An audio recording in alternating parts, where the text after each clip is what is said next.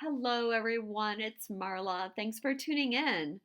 I'm going to be talking today a little bit about Mercury retrograde and the Libra new moon that's coming up in about a week and a half.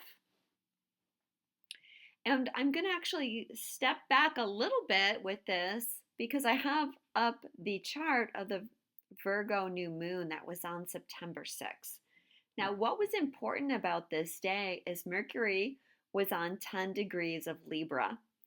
And this was the day that Mercury entered his shadow for retrograde, meaning the degrees from that day, from 10 degrees all the way to, I think, 25 degrees is where he goes retrograde. I'll tell you for sure in a moment. That's known as his shadow because he's going to go back over that two more times.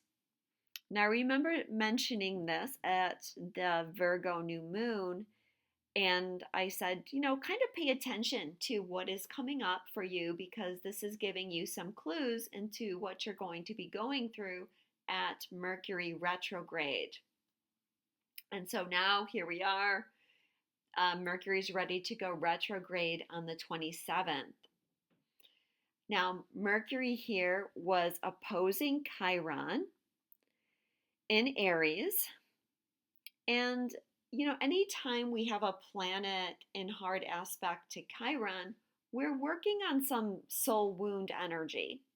We're clearing some things. We're tuning into past lives, whether we're aware of that or not, because it's activating multi-dimensional energy. And so I'm guessing that a lot of you have been experiencing some triggers and some struggles over the last couple of weeks because this was a pretty big activation. And what we are doing is really looking deep within ourselves, and we're uncovering a lot of our inner blocks. What I've talked about this year has our hidden motivations. What is it that we're not seeing about ourselves and about our energy, and how that is blocking us? But it's kind of a quandary, right? Because you can't really see that, and so you don't know that you're doing it. Well, this last bit of time, and I would say like this has been going on for several months, but it's getting quite intense now, where we're really needing to do some deep self-reflection and really look into the energy that we're reflecting out. And we're needing to clear these things up. So yeah, it's been a lot of triggers and activations, especially since this Virgo new moon. I know many people are having a hard time, but if we put it in perspective and understand it as this is something really beneficial for us because we're awakening to parts of ourselves that were unconscious. At the same time, yeah, bringing these wounds up, what it can do is it takes us back to trauma that we've experienced. I'm pretty sure I've talked about before how the patterns that we develop, the coping mechanisms, are things that we do or that have their impetus when we're experiencing some kind of trauma. And we need to be able to just cope. We go into a little bit of survival mode at that time, but then we develop this pattern, this belief, this perception that's skewed because eventually we get out of survival mode, and yet that trigger is still living in that place. So when something comes up, right, when these fears that are being activated come up, the first thing that we do is we go back to that trauma. And how did we cope? A lot of times it's going to be running away. Or let's say a lot of the ways that we cope are the 4 F's: fight, flight, freeze, and fawn. Those are kind of like the basics that cover a lot of the ways that we handle things. But when we're reacting from that, we're letting fear get the better of us. We're giving in to fear. And we're at this place in the ascension where we cannot give in to fear anymore. And so we've got to awaken ourselves to deeper self knowledge and self awareness. That indeed is what the energy of Virgo is. It's self discernment first and foremost, so that we can improve ourselves. But what happens through that Virgo energy is it often gets skewed and twisted along with our fears and our pain and our trauma. And instead of just using it to discern ourselves truthfully, we go deep into self criticism or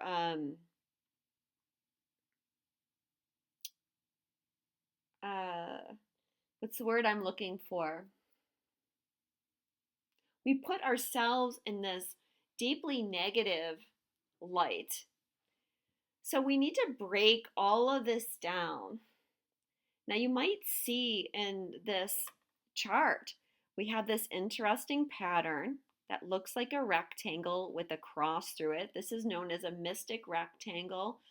It's a very beneficial energy because you have a lot of planets working together. And it represents 2 oppositions, 2 sextiles, and 2 trines. That makes that very beautiful pattern. And it's Mercury opposing Chiron. But then we also have at that Virgo New Moon union opposing Ceres. Ceres trines Chiron, union trines Mercury, sextiles those planets. Chiron trines Union and Ceres trines Mercury. And what I'm getting from that configuration, which is still very much active at Mercury's retrograde, which, as I mentioned, is September 27th, we see this rectangle here again. But instead of Mercury being at 10 degrees of Libra, we have the asteroid Karma there.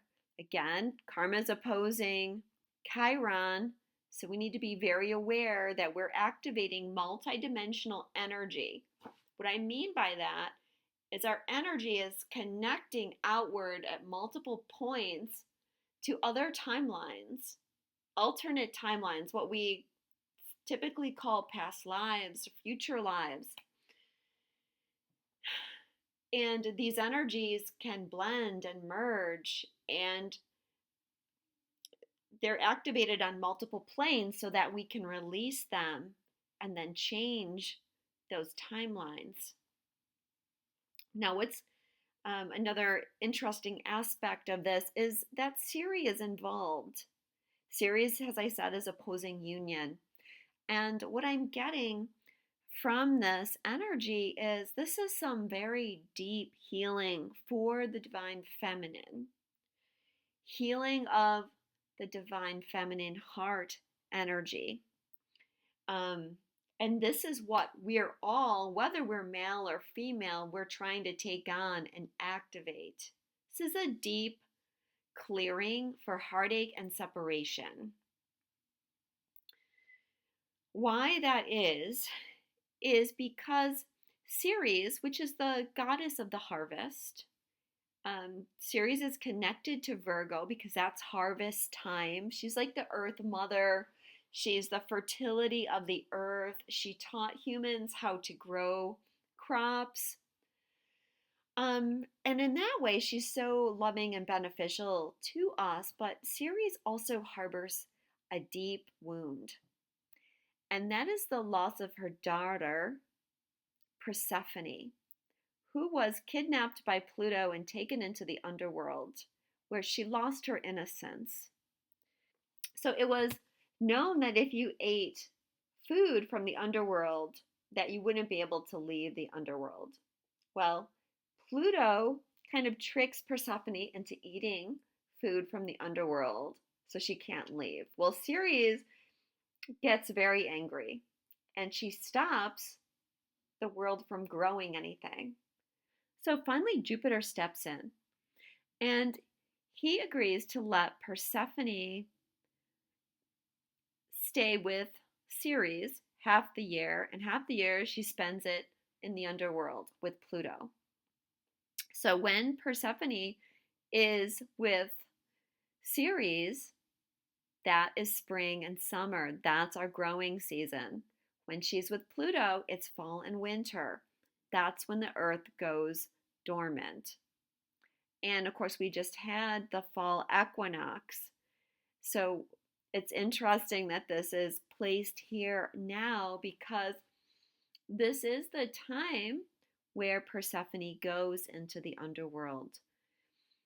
In addition to Ceres being activated, the asteroid Proserpina is conjunct Ceres, and Ceres has also been traveling with Black Moon Lilith. Now, Proserpina is the Roman name for Persephone, and Black Moon Lilith, we have this connection to, again, the wounded feminine, especially how the feminine has been wounded by the patriarchal masculine energy. So some of the stuff that we're clearing is going to be connected to this idea of loss and grief, separation, the overpowering of the divine feminine, the loss of innocence of the divine feminine, and how this has contributed to that heart wound or that soul wound. So we're all going back and trying to heal the past, trying to heal that broken heart. A lot of what's happening we could call soul retrieval, because when we go back and we heal these other timelines, we're able to recapture some energy that we lost through that trauma, and this makes us stronger and more powerful. So ultimately, this is really good for us, but yeah, may not feel that great right now. And part of this is also that we're having to see through a lot of things. Okay, now as we go into October, the activations are going to be ramping up.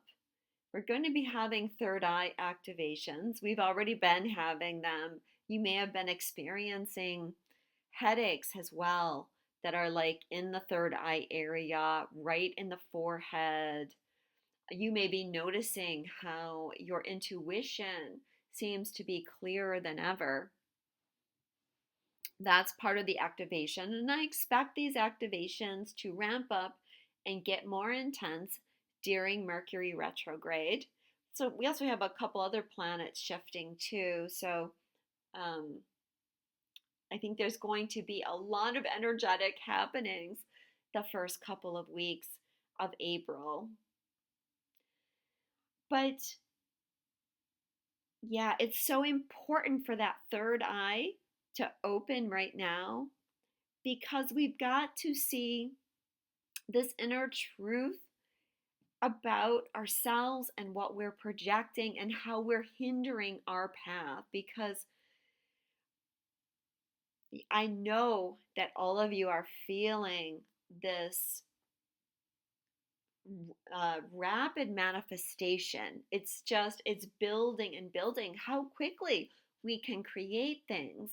And it's more important than ever that we are in alignment with the things that we want and not the things that we don't want. And if we're not aware that we're giving off that energy, then we definitely could be stuck in some patterns creating things we don't want. So we need to just let go. We need to surrender. Um, we need to trust our hearts and the divine feminine at this time. Even, the masculine energy as well is learning this right now. As I said, it doesn't matter whether you're male or female or which energy you resonate with. Now, Pallas Athena is sextiling Uranus as well. That's part of these activations. It's going to be making a yod with karma. It did make a yod with Mercury and will be making a yod with Mercury again. So that's part of the activations as well. But yeah, like the good thing about what we're going to be going through this Mercury retrograde is this deeper awakening, this deeper connection to who we are on a soul level, and to this multidimensional knowledge that the more we liberate our soul, the more we're tapped into and aware of this energy. So, yeah, there's going to be clearing.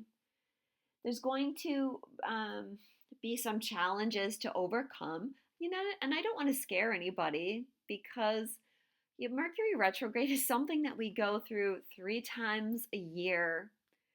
The planetary retrogrades, we need to really change our thinking about them and focus on how helpful they are. And maybe that's one of those things I'm talking about where we have this, vernacular about Mercury retrograde. It's going to be terrible. And we have to change our perspective. Now, I will say it's been a powerful retrograde already because I've been feeling this Mercury retrograde for like 3 weeks, right? A lot of technology issues, for example, coming up, communication issues.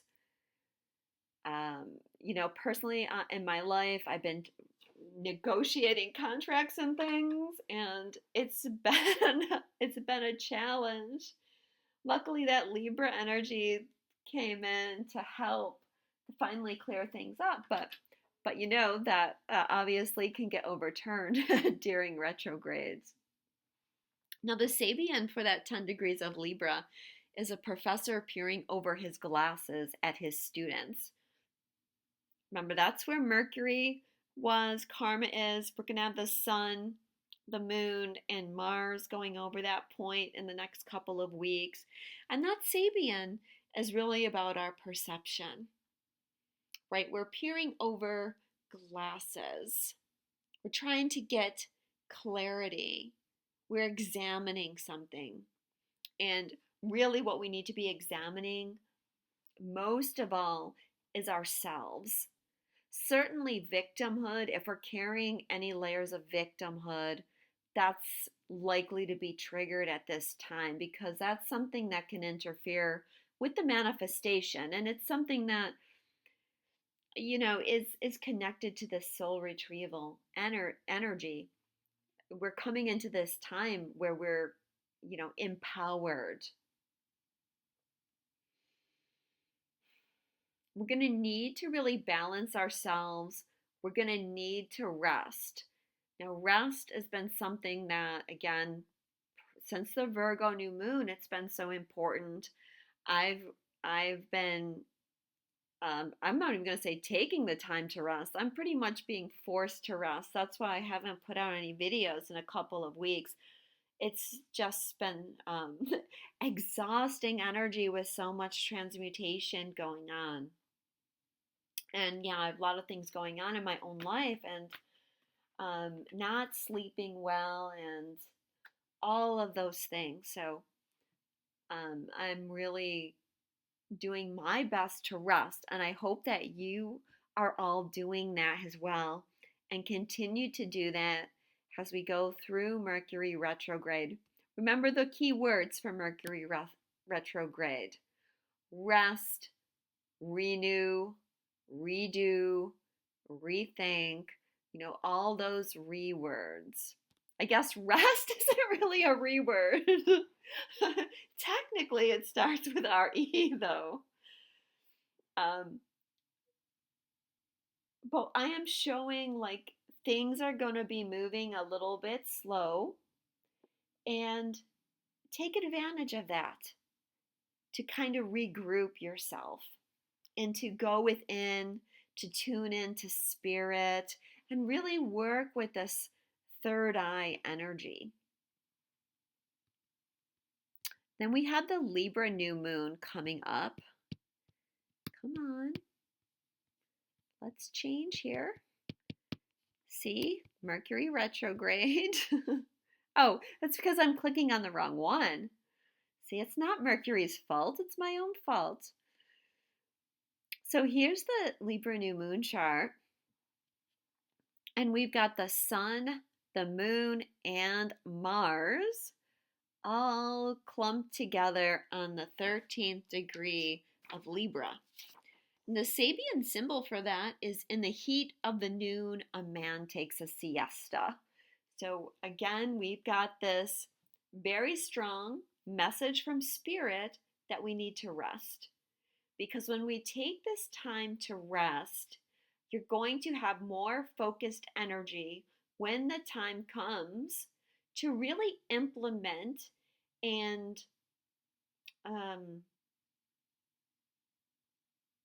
bring through all these things that you've been manifesting. And that's going to start happening after Mercury goes direct. So we're just getting prepared for this now. Mars is there right on this new moon. Mars is our drive. And with this Sabian, it's like we're not going to have the drive, or if you do have the drive, you just may feel like it's not time. You can see that Pallas and Uranus are making that yod with those planets as well, and there's that opposition that they're coming out of with Chiron. A lot of karma clearing happening, and that gets released on the cellular level, and that's why things are very tiring. Just use this time to take advantage of that. You can see that karma is at 14 degrees as well. So very much right there in the mix with all those planets. So what we're going to be working through has an extension of the retrograde is our inability to move forward on things. If you follow me, then you've heard me talk earlier in the year about how we've been transitioning our energy so that we can really move on things. Wherever we felt kind of fearful to leap into something, where we overthink things, where we talk ourselves out of things, where we let our fear get the better of us and we freeze up and we don't take action, okay? This is the clearing of that. So we're going back to that multidimensional energy to get to the root sources of where that energy came from and why we limit ourselves and why we let fear stop us from jumping into something, even when we know that we're being intuitively guided to do that. It is the battle between the masculine and feminine within us, because the feminine wants to flow, wants to trust the intuition, and the Mars energy wants to be sure that we're all protected and safe. So we're coming into this balance. Okay, now, sure, we don't want to be reckless, But like I said, it's those times when we know, we know what our heart is saying, and yet our mind keeps trying to backpedal and talk us out of it. Now, this might be something that you've been going through. I know I've been doing some really intense work with that energy over the last couple weeks. Um, and it's been really helpful to see how I limit myself by letting fear dictate my ability to just flow. And I'm a person that I think that I'm pretty much in the flow with life. I'm pretty much in my divine feminine most of the time. So it was an eye opener that when push came to shove on some things, I had some deep seated fears to confront. So it didn't stop me, but um, it took a lot of energy to work through the fears. And, I suspect that I'm not done. And if you've been feeling the same, I suspect that you're not done. But again, it doesn't have to be negative. It's how much we attach and we hold on to the fear versus when we just let go of the fear. When we can let go, then things flow so much more smoothly. So Mercury stations on 25 degrees of Libra. And the Sabian is an eagle and a large white dove turning constantly into each other. And I feel like this is a nod to what I'm talking about because the eagle is like power and strength, and the dove is softness and peace. We tend to kind of, whether fair or not, connect the eagle with more perhaps aggressive energy. If there's a term for people that have at different historical times supported war, and they've been called hawks, right? And a hawk is a bird like an eagle, where the dove represents peace. Now I'm not trying to bring up a judgment here of anything, but it's like we have to soften. We have to soften our energy. We have to bring those energy into balance. Now, part of that balance too is, as I said, we're becoming more powerful.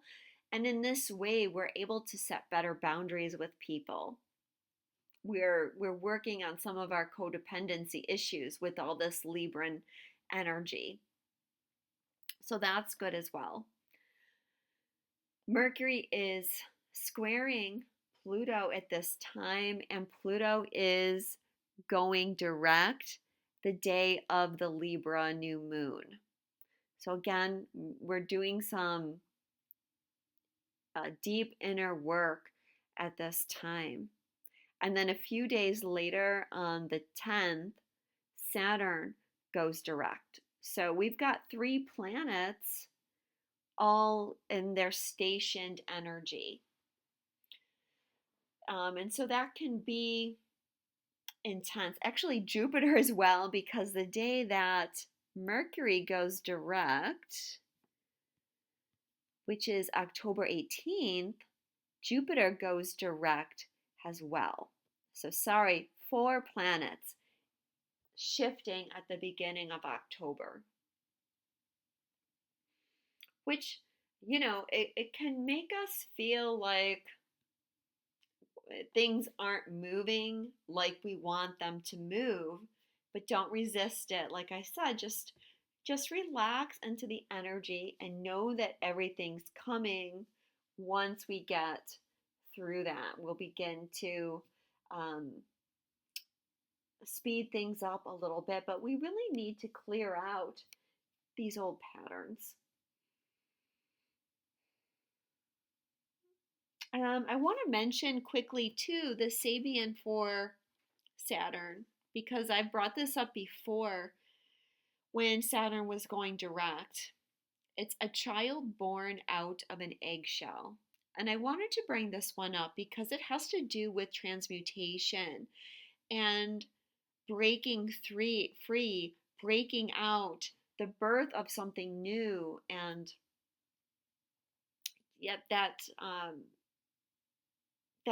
point of creativity, because it's showing us that things aren't lost. If you're feeling that way, if you're feeling like, God, I'm struggling so hard to manifest these things that I feel are just right there, but I just can't seem to make them happen. Well, this is because the planets are telling you you don't need to work so hard for things. You don't need to push for things.